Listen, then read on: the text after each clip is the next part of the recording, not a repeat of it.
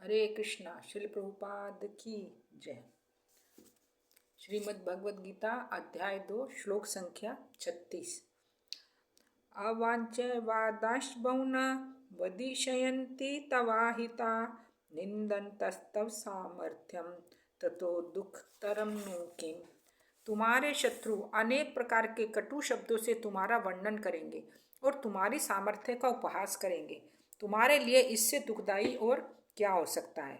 अब भगवान जो है अर्जुन को बोल रहे हैं कि तुम जो इस तरह से युद्ध पलायन करना चाह रहे हो या तुम युद्ध नहीं करना चाह रहे हो, इस प्रकार से जो तुम्हारे शत्रु हैं यानी जो विपक्षी दल है वो तुम्हारा क्या कटु वचनों से वो तुम्हें कुछ बुरा भला कहेंगे, वो तुम्हारे लिए गलत शब्द यूज करेंगे कि अर्जुन तो युद्ध से डर गया था इसलिए अर्जुन जो युद्ध छोड़कर भाग गया, या उसे अपने प्राणों की चिंता होने लगी इसलिए युद्ध छोड़कर भाग गया।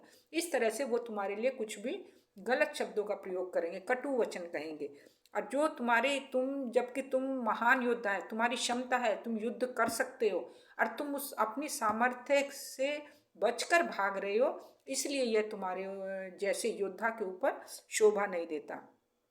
तो भगवान अर्जुन को बोल रहे हैं ये बहुत ही दुख भरी बात है कि जो तुम्हारे लिए कोई कटु वचन कहेगा या तुम कायर कहलाओगे या लोग तुम्हारा उपहास करेंगे, तो ये बहुत दुखदाई बात है। तो ये तुम्हारे जैसे योद्धा के लिए कोई बोले तो ये मुझसे भी सहन नहीं होगा कि तुम मेरे मित्र हो, मेरे सखा हो, मेरे तुम शिष्य हो, और तुम मेरे शिष्य के लिए, मेरे प्रिय शिष्य के लिए यदि कोई इस उपहास करेगा तो वह मुझे भी बर्दाश्त नहीं होने का।